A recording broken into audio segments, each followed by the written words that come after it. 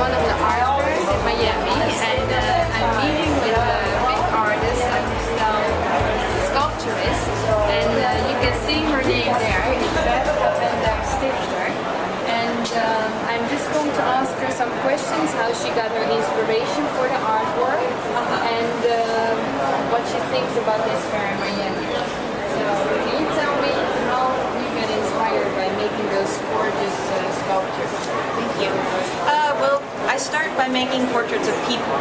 Yeah. These are mostly psychological and emotional snapshots of people that I know or that I've grown up with in my life. And I used to do human figurative work, but found that it was a lot easier to be subtle and to talk about things that are very difficult for us as people to deal with, unless I disguise them in animal skins. So, I mean, these are based off of the human body. They have human shoulders, and collarbones, and necks, and bellies, and sexual parts, and but they have, you know, the look of an animal, so people feel more apt to empathize with them. Because animals are usually perceived as morally or emotionally innocent. So it allows me to talk about things that are very difficult in a more pure form. For this particular series of work, I wanted to delve into systems, way that we categorize one another as you're different from me, and this is the type of person I am, and that's the type of person you are.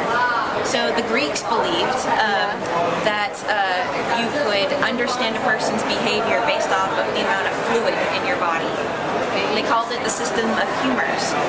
And Western medicine and psychology has basically used this for hundreds of years until we got a little bit more contemporary recently. But so there was the humor of blood, which made you very passionate and bold and sometimes maybe overly sexualized. And the hair that's on the opposite side here is the sanguine.